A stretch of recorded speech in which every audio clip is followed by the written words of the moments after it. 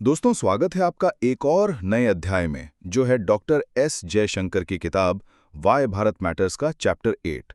ये वीडियो हमारे एक exclusive playlist why Bharat matters का एक हिस्सा है, जो आप आई बटन पर इजीली एक्सेस कर सकते हो। अगर आपने पहले के चैप्टर्स नहीं सुने हैं तो ज़रूर उन्हें चेक करिए, क्योंकि हर एक चैप्टर भारत की ग्लोबल जर्नी को और गहराई से समझाता है। अब चलिए शुरू करते हैं चैप्टर 8 का सफर। ये चैप्टर भारत के उस चेंजिंग पर्सपेक्टिव पर रोशनी डालता है जो ग्लोबल स्टेज पर उसकी इमेज और उसकी रिस्पॉन्सिबिलिटीज को रीडिफाइन करता है। आज का भारत वो देश है जो सिर्फ एक डेवलपिंग कंट्री के रूप में नहीं, बल्कि एक विश्व में उभरती हुई शक्ति के रूप में देखा जा रहा है। लेकिन इस सफर में चैलेंजेस भी कम नहीं हैं। इस चैप्टर में डॉक्टर जयशंकर हमें बताते हैं कि कैसे भारत अपने अस्तित्व, अपने इंटरेस्ट्स और अपने प्रिंसिपल्स के साथ खड़ा है और दुनिया के बदलते हुए डायनामिक्स में अपनी जगह बना रहा है।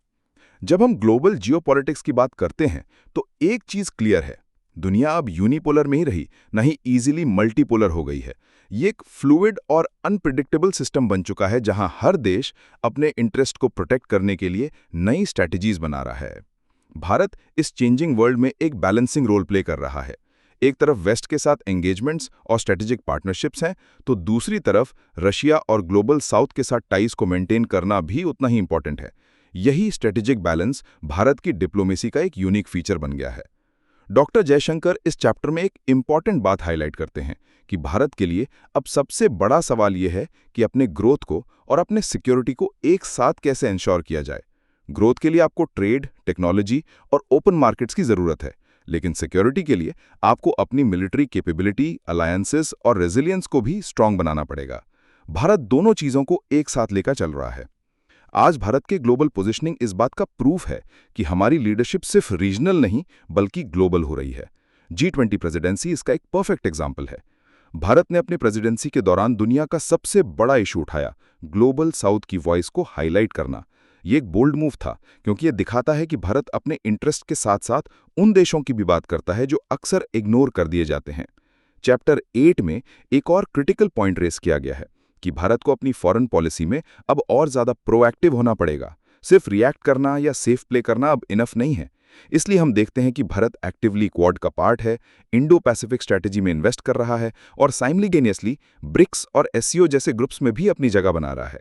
यह दिखाता है कि भारत किसी एक ब्लॉक का पार्ट नहीं बनना चाहता, बल्कि सबके साथ अपने इंटरेस्ट के हिसाब से अलाइन होना चाहता है।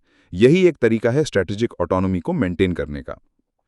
इस चैप्टर में एक और जबरदस्त इंसाइट मिलता है कि भारत की डिप्लोमेसी अब सिर्फ सरकार तक लिमिटेड नहीं है, बल्कि भारत की पीपल ड्रिवन आइडेंटिटी भी दुनिया में एक स्ट्रांग एसेट बन रही है। हमारे डायस्पोरा की स्ट्रेंथ, हमारे cultural exports, yoga, Ayurveda, cinema, technology, ये सब मिलकर भारत की सॉफ्ट पावर को एक नई पहचान दे रहे हैं। सॉफ्ट पावर और हार्ड पावर दोनों को बैलेंस करके ही भारत अपना ग्लोबल इम्पैक्ट मैक्सिमाइज कर सकता है।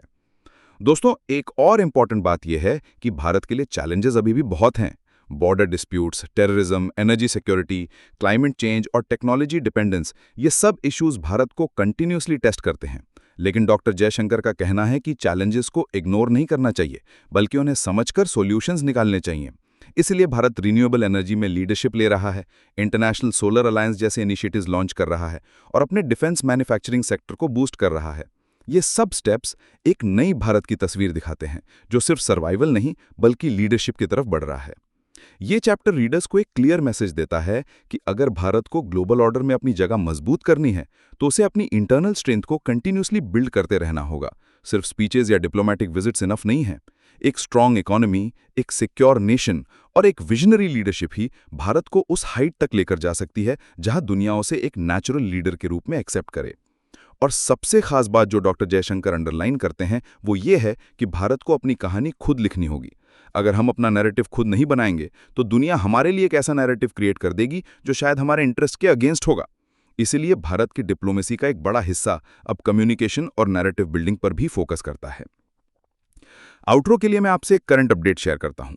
आप सबने देखा होगा कि पिछले महीने भारत और एशियान के बीच एक इंपॉर्टेंट समिट हुआ, जहां इंडो पैसिफिक रीजन की स्टेबिलिटी और ट्रेड को लेकर नए एग्रीमेंट्स हुए।